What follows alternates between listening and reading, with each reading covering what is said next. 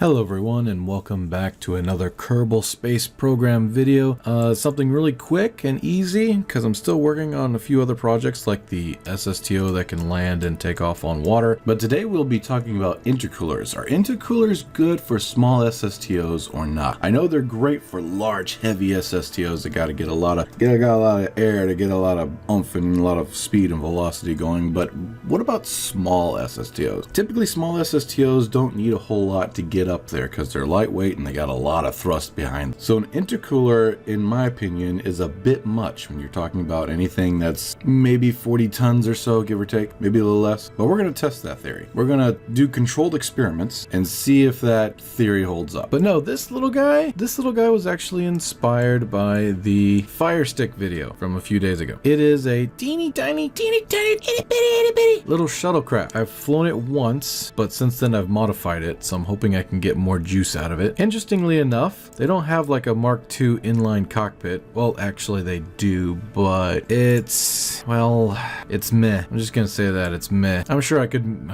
probably make it work. I'm really not a big fan of that oddly shaped bump right here. They could have made it a little bit more sleeker. I'm not complaining. It's fun regardless, right? Sure, sounds like complaining videos. But anyway, I made my own. Let's throw this away.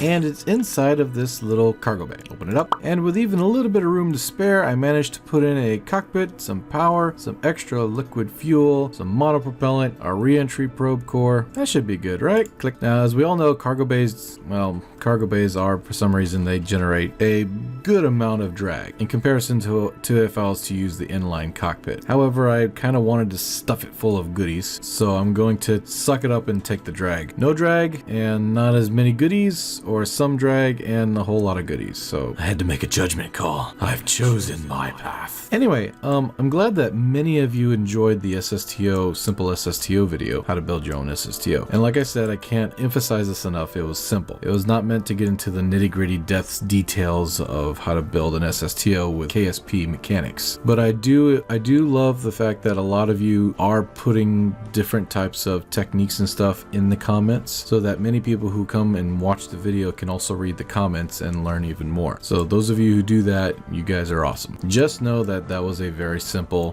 basic skim over of how to build an SSTO. It's meant to get your feet wet. It is not a diving lesson at all. That would be a lot longer than 30 minutes. You're talking about like an hour, and then that hour there'd be like 3 more hours split into 3 different videos if you really want to get into the serious advanced discussion of SSTOs. The kind of lengthy video that would put anyone that's new to KSP who just wants to have fun to sleep. Within the first hour of just explaining the basics, no, not even the basics, just the advanced techniques of drag alone, the connection points. Oh, I could get into it. I could take you to the bottom of the ocean with this one. So I didn't want to do that. I didn't want to do that. I just wanted to make a really fun and easy to learn, very simple SSTO tutorial, so that somebody just getting into KSP would be like, huh, this is really cool. Not a huge advanced super nitty gritty get into the whole thing and everything and whatnot things and lots of things, and then suddenly they're like, man, this SSTO stuff kind of sucks. I'm gonna play Fortnite instead. Nope. Now, someone was talking about being able to run 10 rapiers off of a shot cone air intake and an intercooler. I have yet to be able to make that work without flame out. They said that they would show proof of it somehow, so I'm curious about that. But I know that personally, shot cone air intake and an intercooler can run up to 8 rapiers safely without the worry about flame out. Although the individual that I'm talking to right now, he says they say they have proof, so I'm still waiting for that because I can't make it work, so I don't know what the hell's going on. But yes, a shot cone and an engine pre-cooler attached to the shot cone, what? Bottoms up. A shock cone and pre-cooler combo can safely power up to 8 Rapier engines. I say safely because if you start pushing it with more Rapier engines, you start getting flameouts, and that's not good. So for this little guy, I think an intercooler and a shot cone might be a little much, so we're going to test it out and see what we can see. Now in the SSTO video that I made, I told you that when you take off, you want to go at least 5 or 10 degrees depending on the weight of the craft. And that's true for many different crafts that a lot of new beginners are going to make. They're going to make something small like the one in the video, as well as something like this. If I was to get into advanced details, I'd tell you how to operate or how to fly a very large, heavy SSTO. When you're talking about really heavy, large SSTOs, you typically want to try to travel level for as long as you can to build up speed. And once you build up enough speed, then you just let go of the controls. You don't tilt up, you don't pitch up, nothing like that. You just let go of the controls, and the SSTO will naturally start to climb all by itself, because technically it's going in a straight line while Kerbal is falling underneath of it. So it's gonna take off and gain altitude and go into space all by itself without you having to touch anything. But for larger SSTOs, you wanna just kind of push the nose down a little bit until you get enough speed at sea level. And once you got enough speed, you know, in my case, 600 to 700 meters per second, you just let go. Let the SAS take over, and the thing will just slowly climb up, and it'll reach anywhere between 1500 meters per second before finally switching over to the closed cycle or rockets. But for something small like this, or like the one I was building, you typically want to look at starting off at 5 or 10 degrees right off the bat, depending. Yeah, you're gonna have to play around with it and figure it out. Some do 5, some do 10. In the instance of the 4-part SSTO, we found out that 25 degrees was the best, because it zipped up there so fast that if we did anything lower, it would explode and overheat. Actually, overheat and explode. Not the other way around. That'd be interesting. Boom, we're dead. No, we're still overheating. Huh? So for this one, I am going to go, since we're tiny, we're teeny tiny, I'm going to go for about, maybe 5 degrees. Let's try 5 degrees. In 3, 2, 1.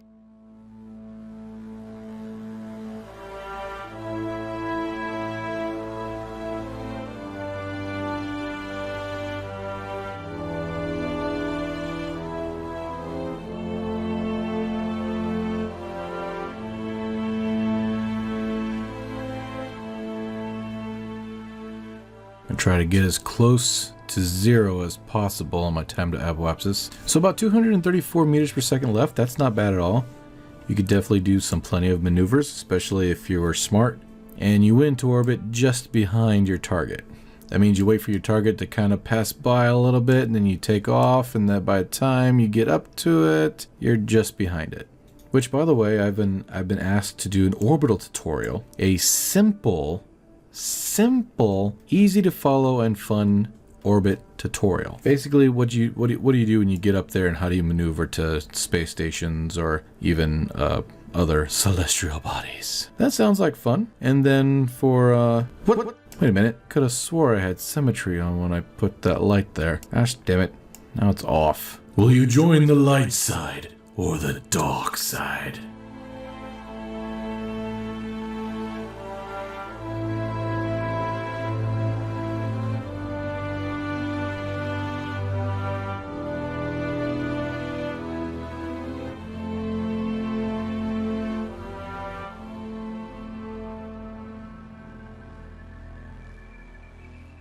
Now I'm going to test it without a pre-cooler and see if, oh shit, see if that does any better. All right, 5 degrees, and let's go.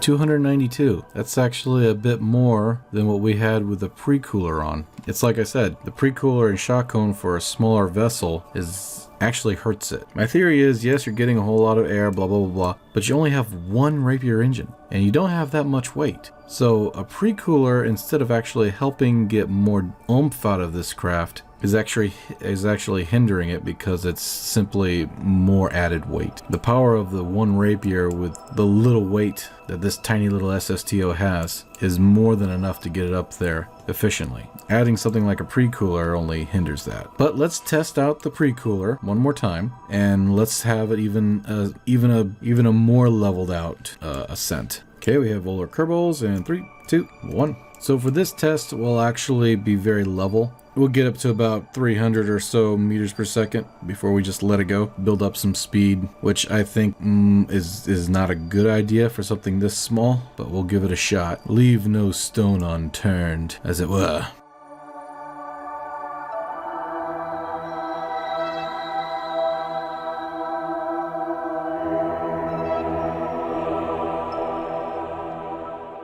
So we're at about 299 meters per second, delta V left over, and that's with the intercooler going low and fast. It's still not as much as without the intercooler and going immediately at 5 degrees straight up. Well, not straight up, you know what I mean. So I'm curious as to see what would happen if we did the same low and fast approach, only without the intercooler.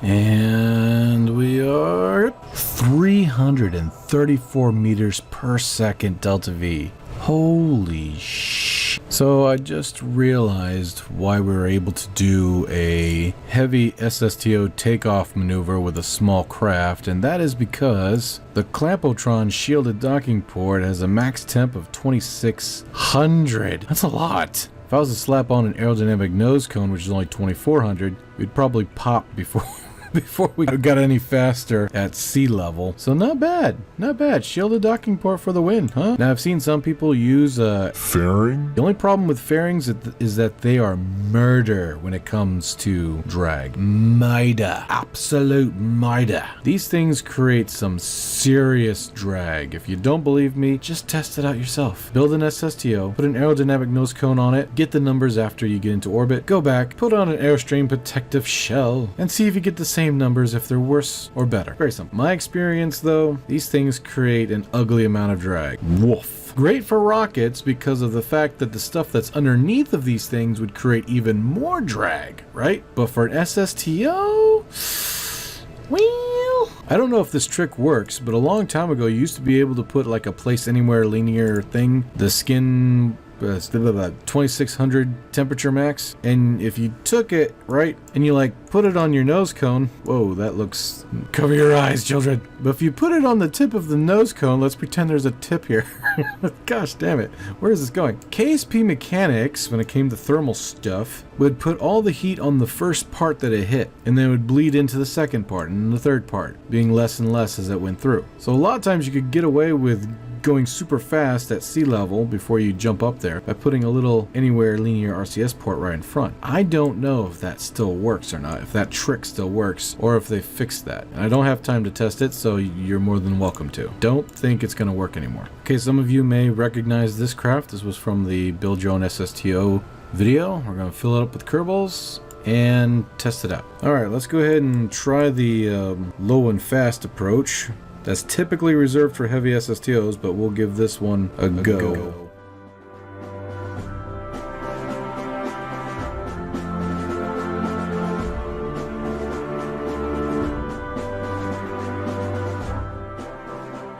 Alright, 235 meters per second, using that type of technique of getting up there, which I wouldn't recommend because it strips the flags off your SSTO. We are now going to test this same concept, only with an intercooler, and see if it does anything different. Remember, 235 meters per second. Okay.